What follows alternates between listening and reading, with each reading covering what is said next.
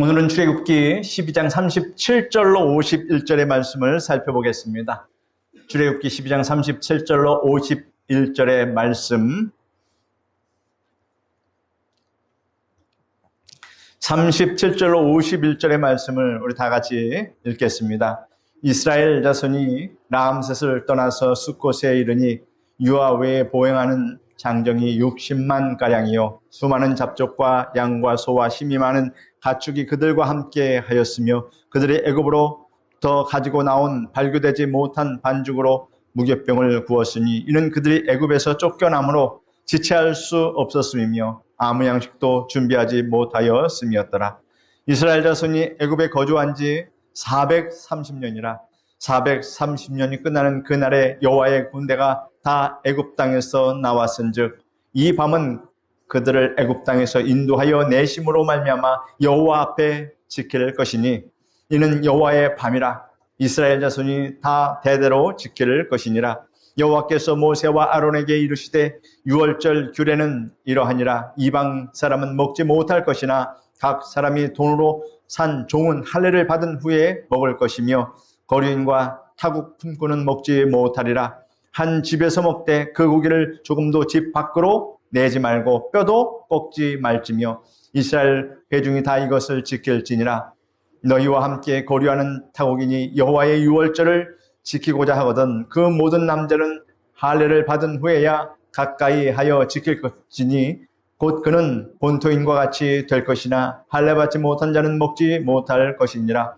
본토인에게나 너희 중에 거류하는 이방인에게 이 법이 동일하니라 하셨으므로 온 이스라엘 자손이 이와 같이 행하되 여호와께서 모세와 아론에게 명하신 대로 행하였으며 바로 그 날에 여호와께서 이스라엘 자손을 그 무리대로 애굽 땅에서 인도하여 내셨더라. 아멘. 사랑하는 성도 여러분, 하나님께서 이스라엘 백성을 애굽에서 인도하여 내신 그 밤을 성경은 뭐라고 부릅니까? 여호와의 밤, 이렇게 기록하고 있습니다. 이 밤은 단지 해가 진 일상적인 밤이 아니었습니다. 하나님께서 역사하신 밤이요, 억눌린 자들을 해방시킨 밤이며 어둠 속에서 빛을 주신 구원의 밤이라고 하는 사실입니다. 우리는 오늘 이 본문을 통해서 하나님이 어떤 분이신지, 우리가 어떤 삶을 살아야 하는지, 그리고 예수 그리스도 안에서 이 밤이 오늘 우리에게 무엇을 의미하는지를 살펴보며 은혜를 나누고자 합니다. 37절에 이렇게 시작이 됩니다. 이스라엘 자손이 라암셋을 떠나 숫곳에 이르니 유아 외에 보행하는 장정이 60만 가량이요 라고 기록하고 있습니다. 이 숫자를 기준으로 하면 어린아이와 여자, 노약자가 포함해 약 200만 가까이 되는 백성들이 한꺼번에 이동하는 것으로 추정이 됩니다. 이는 단순한 인구 이동이 아닙니다. 여러분, 지금같이 문명이 발달한 이 시대에도 만약에 생각을 해보십시오. 200만의 그 인구가 어디서 어디로 이동한다 치면 그것을 이끌어가는 사람, 그것을 조직하는 사람, 쉬운 것이 아닙니다. 지금 현대 사회에서도. 그러나 모세 시대에는 무슨 전화기가 있습니까? 무슨 손전등이 있어서 빛을 비춥니까? 밤이 되면 캄캄합니다. 아무것도 없습니다. 낮에는 뜨겁고 밤에는 춥고 전기가 들어옵니까? 밥을 할 수 있는 무엇이 있습니까? 이것을 생각하면 물이 있습니까? 아무것도 없지 않습니까? 이것을 생각하면 이스라엘 민족이 200만이 가나안 땅으로 출애굽하여 나간다는 것은 여러분 불가능한 일이며 지금까지 그러한 역사적인 이동은 없었다라고 하는 사실입니다. 하나님이 기적을 베풀어 주셔야만 가능한 이동이었다라고 하는 것을 우리는 잘 생각해 보아야 할 것입니다. 출애굽하니까 단순하게 생각하면 이거는 말이 안 됩니다. 어마어마한 일입니다. 우리가 한 가정이 어디에서 어디로 이사 가는 것도 보통 일이 아니지 않습니까? 그런데 200만이 이렇게 이동한다는 것, 하나님의 능력이 동원된 대이동이며 400년 종살이 굴레를 끊고 나아가는 자유를 향한 행진이었습니다. 지도를 보면 여러분 람셋에서 출발해서 이곳 숫곳에 이르렀다. 그래서 어디로 갑니까? 이들이 가는 곳은 바로 이 시인의 광야, 이 광야로 들어가서 결국은 가나안 땅으로 가게 됩니다. 풍족한 곳이고 물이 많이 있는 곳이고 그들이 유영하기에 흡족하면 염려할 것 없지만 물도 나오지 않는 척박한 곳, 뭐 하나 따먹을 것도 없는 척박한 곳, 여기서 이 행진을 한다는 것 사실은 참으로 힘든 일이었습니다. 그러므로 하나님께서 도와주시고 인도하여 주시지 않냐면 이 출애굽은 불가능한 것이었습니다. 40절 41절을 보면 이스라엘 백성이 애굽에 거한 지 430년 만에 나왔다고 합니다. 하나님은 아브라함에게 약속하셨던 말씀을 지체 없이 이루셨습니다. 하나님께서 여호와께서 아브라함에게 이르시되 너는 반드시 알라 내 자손이 이방에서 객이 되어 그들을 섬기겠고 그들은 400년 동안 내 자손을 괴롭히리니 그들이 섬기는 나라를 내가 징벌할지며 그 후에 내 자손이 큰 재물을 이끌고 나오리라. 이 약속의 말씀이 지금 우리가 오늘 본문 속에서 모세 시대에 그대로 이루어졌다. 하나님께서 모세가 태어난 얼마 전에 이 약속한 것입니까? 아닙니다. 아브라함 당시에 이 약속을 주셨는데 결국은 모세를 통해서 하나님은 이 약속을 실천하셨다라는 거예요. 하나님의 약속이 시간이 길어진다고 하나님이 그 약속을 잊어버리지 않는다라는 이 사실을 우리는 알아야 합니다. 마지막 주님의 날이 임하고 주님이 재림하신다는 그 말씀이 수천 년 전에 예언된 말씀이라고 하나님이 이제 그 오랜 시간이 지났으니 그것 생각하고 계실까? 그 약속 기억하고 계실까? 이렇게 생각하면 그것은 우리의 착각이다. 성경이 이렇게 기록하고 역사적인 일들을 다 기록해서 우리에게 보여주는 이유는 바로 이러한 이야기들을 통해서 하나님의 약속의 말씀은 틀림없이 이루어진다는 것을 우리에게 알려주고 또 알려주고 있다는 이 사실을 들을 때에, 이 말씀을 들을 때에 남의 이야기처럼 듣는 사람은 참으로 복이 없는 사람입니다. 하나님은 오래 참으시고 정확하게 그 때를 정하셔서 일하십니다. 우리의 삶 속에서도 하나님의 약속은 반드시 성취되어집니다. 그런데 말씀해 보면 400년과 430년에서 30년의 차이가 발생하는데 이를 가장 널리 받아들여지는 해석이 있습니다. 400년은 이방 땅에서 종살이와 고난의 실제 기간을 가리키며 오늘 창세기 15장 13절에 아까 읽어드린 말씀대로 그렇게 기록되어 있고 또 430년은 출애굽기에 오늘 말씀에 이스라엘 자손이 애굽에 거주한 지 430년이라는 전체 기간을 다 말하고 있다라고 하는 것입니다. 이스라엘 자손 하면 애굽입니다. 야곱입니다. 야곱이 애굽에 내려와서 거했던 전체 기간, 그리고 이제 요셉이 죽고서 요셉을 알지 못하는 새로운 왕이 등극했을 때, 왕조가 바뀌었을 때 이제 이스라엘 백성들을 억압하고 핍박하고 노예로 학대하면서 그렇게 보냈다라는 그 기간이 바로 괴롭게 한 시간이 400년이라고 볼 수가 있습니다. 38절에는 흥미로운 표현이 있습니다. 수많은 잡족과 양과 소와 힘이 많은 가축이 그들과 함께 하였으며 하였습니다. 이 잡족은 히브리인이 아닌 다른 민족 출신의 이방인들이었습니다. 아마도 애굽에서 노예로 살던 이들도 이스라엘의 하나님을 믿고 함께 따라 나왔던 것입니다. 그들의 삶도 애굽에서 너무나도 비참하고 힘들었기 때문에 잘됐다. 이 와중에 우리도 이 노역에서 벗어남을 얻자 하고 그 민족을, 이스라엘 민족을 따라 나간 것입니다. 하나님의 구원은 혈통이나 어떤 자격에 국한되지 않음을 보여줍니다. 믿고 따르는 자는 누구든지 하나님의 백성이 된다라는 라고 하는 것, 하나님의 구원은 차별이 없다라는 것을 이 말씀 속에서 우리에게 알려주십니다. 한 목사님이 시골 교회를 섬기실 때였습니다.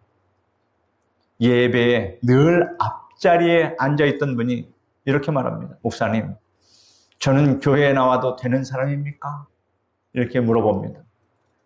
과거에 그가 죄가 많이 져서 자신이 하나님의 사랑을 정말 받을 자격이 있는가? 그 마음속에 늘 꺼리낌이 있었던 것입니다. 나는 하나님의 사랑을 받을 만한 자격이 없다. 이런 마음이 늘 있었던 것입니다. 그래서 그 이야기를 들은 목사님이 이렇게 말합니다. 하나님의 은혜는 자격이 없는 자에게 주시는 은혜입니다.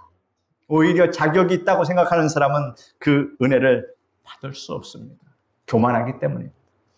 그 말씀에 감동한 그 성도님은 남은 생을 감사함으로 예배드리며 교회에서 봉사하며 지냈다고 합니다. 여러분, 자격 없는 우리가 이렇게 하나님의 은혜를 받고 하나님 앞에 거룩하게 예배를 드린다고 하는 것, 하나님의 거룩한 백성의 신분으로 우리가 하나님 앞에 나올 수 있었다는 것, 여러분, 이것이 은혜라고 하는 사실을 우리가 잘 알아야 할 것입니다.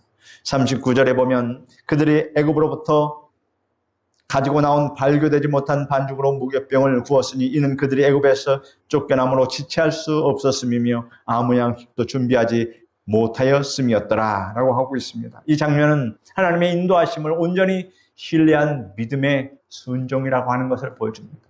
여러분, 어디 가려면 어떻게 합니까? 하나서부터 열까지 다 준비해서 챙겨가서, 특히나 아이가 어린 가정은 아이를 데리고 가면 챙겨가야 할 것이 너무나도 많습니다. 양손에 가방을 들고 아이를 또 메고 이렇게 나가는데, 지금은 이스라엘 백성들이 출애굽할 때 그럴 상황이 전혀 아닙니다. 몸만 빠져나온다 하는 말처럼 그렇게 급한 마음으로 이제 나오게 된 겁니다. 그러니 아무것도 준비하지 못한 상태에서 그저 하나님 명령에 순종해서 사막으로, 광야로 가면 어떻게 될지도 모르면서 그저 먼저 발걸음을 떼고 순종한 것입니다. 음식도 준비하지 못한 채 나온 겁니다. 하나님의 명령이 있을 때 주저하지 않고 길을 나섰다라고 하는 이 사실이 참으로 중요합니다. 때로 하나님은 우리에게 미리 준비된 길을 보여주지 아니하시고 어떻게 합니까? 일단 가라, 이렇게 말씀하실 때가 있습니다. 그러면 아무 지식도 없고 아무 준비도 하지 않았는데 하나님이 가라 하시니 어떻게 해야 됩니까? 가라 하시면 가는 겁니다. 거기에 무슨 이유를 달아서는 믿음의 사람이 아니라고 하는 것을 여러분, 누가 보여줬습니까? 아브라함이 보여주지 않았습니까? 히브리서 11장 8절에 믿음으로 아브라함은 부르심을 받았을 때 순종하여 장래 유업으로 받을 땅에 나아갈새 갈 바를 알지 못하고 나아갔으며 라고 기록하고 있습니다. 믿음은 준비된 것을 보고 가는 것이 아니라 하나님이 말씀하시기에 무조건 복종하며 가는 것임을 여러분 아시기를 바랍니다. 내가 이해되면 믿고 이해되지 아니하면 뒤로 제껴두고, 이해되면 순종하고 이해되지 아니하면 순종을 뒤로 제껴두고 내 이성적인 판단으로 경험으로 이렇게 한다라고 하는 것은 믿음이 아니라고 하는 것을 보여주고 있다. 여러분, 믿음은 우리의 상식과 지식과 경험을 초월한다라는 이 사실을 여러분 꼭 아시기를 바랍니다. 우리 삶에도 무교병 같은 순간이 있습니다. 준비되지 않는 상황, 갑작스러운 이사, 예상치 못한 질병, 또 은퇴나 가족들의 변화, 이러한 것들. 그러나 그 순간에도 우리 주님은 말씀하십니다. 뭐라고 말씀하실까요? 두려워하지 말라. 내가 너와 함께함이라. 같이 읽겠습니다. 두려워하지 말라. 내가 너와 함께함이라. 놀라지 말라. 나는 네 하나님이 됨이라. 내가 너를 굳세게 하리라. 참으로 너를 도와주리라. 참으로 나의 의로운 오른손으로 너를 붙들리라. 아멘. 이 말씀 붙드시길 바랍니다. 하나님이 지금까지 우리를 그렇게 붙들어 주셨습니다. 본문 43절에서 49절에서는 유월절에 대한 규례가 자세히 다루어집니다. 그 핵심은 이것입니다. 여호와의 백성은 유월절을 기억하고 지켜야 하며 언약 가운데 살아야 한다. 여호와의 백성은 여러분 이스라엘 백성들만 이야기하는 것이 아니라 여호와의 백성은 여러분을 향한 하나님의 메시지가 지금 있다라고 하는 사실을 아시길 바랍니다. 여호와의 백성이 여러분입니다. 여호와의 백성이 바로 나다. 내가 하나님의 백성이다. 이런 자부심과 긍지를 가지고 여러분 예수님을 믿고 살아가시길 바랍니다. 이방인은 함부로 유월절에 참여할 수 없습니다. 할례 받은 자만이 참여할 수 있습니다. 예수님 오시기 전까지만. 예수님이 오신 이후에는 유월절을 지킨다 안 지킨다? 예수님이 오셨기 때문에 유월절은 폐하여진 겁니다. 유월절은 예수님 때문에 지키라고 명하신 것입니다. 그런데 예수님이 오셨는데 오신 예수님을 또 기다리며 유월절을 지킨다? 이것은 예수 그리스도의 은혜를 멸시하는 짓입니다. 그 짓을 누가 하고 있습니까? 바로 유대인들이 하고 있다는 얘기죠. 지금 이스라엘 땅에 있는 유태인들, 이들이 지금 그와 같은 예수님을 멸시하는 행위를 하고 있으니 하나님께 긍휼을 받고 구원을 받겠습니까? 주님 오시는 날 저들은 피가 토하는 통곡을 할 것입니다. 그러나 여러분은 할렐루야 하나님을 찬양하며 주님을 맞이할 것입니다. 누가 하나님의 거룩한 백성입니까? 하나님의 백성은 하나님의 뜻을 아는 사람이 하나님의 백성입니다. 하나님의 뜻을 모르면서 어떻게 하나님의 백성이라고 말할 수 있습니까? 여러분은 아버지의 마음을 아십니다. 아멘. 아버지께서 나를 얼마나 사랑하는 주시도 아십니다. 그러므로 우리가 무슨 일을 만나든 항상 입에서 버릇처럼 나오는 말이 있습니다. 무슨 말입니까? 아버지 하나님. 어떤 때는 바쁘면 아버지, 육신의 아버지 부르는 것이 아니라 우리 하나님 아버지를 부르고 있다라고 하는 사실. 그러므로 항상 하나님 아버지를 불러 하나님을 찾는 여러분 되시기를 바랍니다. 46절에 보면 한 집에서 먹되 그 고기를 조금도 집 밖으로 내지 말고 뼈도 꺾지 말라 하였습니다. 이 모든 규례는 예수 그리스도를 이렇게 예표하는 그러한 말씀입니다. 뼈를 꺾지 말라는 명령은 예수님이 십자가에 달리셨을 때 뼈 하나 꺾이지 아니했던 그 장면을 우리가 생각할 수 있습니다. 요한복음을 기록한 요한이 이렇게 기록하였습니다. 예수께 이르러서는 이미 죽으신 것을 보고 다리를 꺾지 아니하고 이 일이 일어난 것은 그 뼈가 하나도 꺾이지 아니하리라 한 성경을 응하게 하려 함이라. 즉 유월절의 어린 양 예수 그리스도, 그가 바로 유월절의 어린 양이었다. 그래서 유월절 어린 양의 고기를 먹을 때 이와 같은 의미로 뼈를 꺾지 말고 먹으라 이렇게 말씀하신 것입니다. 이런 율법을 대대로 여러분 생각해 보십시오. 이 하나님의 말씀을 대대로 지킨 유대인들이 어찌해서 유월절의 어린 양으로 오신 예수님을 십자가에 못 박았는지 참으로 이해가 되지 아니하며 기막힌 일입니다. 율법은 지키면서도 율법에 담긴 하나님의 뜻을 알지 못하고 의식과 형식에만 치우쳐 종교 행사만 한 것입니다. 이러한 종교 행사는 하나님과 아무 관계가 없다는 것을 알아야 합니다. 예수님을 십자가에 못 박은 유대 종교 지도자는 단지 종교 행사의 주관자들이었으며 하나님과는 아무 상관없는 저주받은 자들이었다라고 우리가 생각할 수 있습니다. 42절에 이 밤은 그들을 애굽 땅에서 인도하여 내심으로 말미암아 여호와 앞에 지킬 것이니 이는 여호와의 밤이라. 이 밤은 단지 과거의 한 사건을 기념하는 것이 아닙니다. 오늘 우리도 인생의 어둠 속에서 빛을 주신 하나님의 은혜를 기억하며 살아야 합니다. 우리 인생에도 애굽과 같은 캄캄한 시절이 있었습니다. 하나님을 모르며 자기 좋을 대로 살았던 고집스러운 그런 때도 있었습니다. 캄캄한 인생길을 죄 가운데서 방황하다가 지치고 쓰러져 넘어질 때도 있었다라고 하는 사실입니다.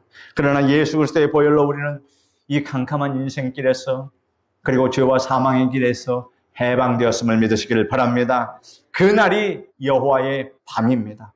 이 밤을 기억하고 그 은혜를 대대로 전하며 살아가는 여러분 되시기를 바랍니다.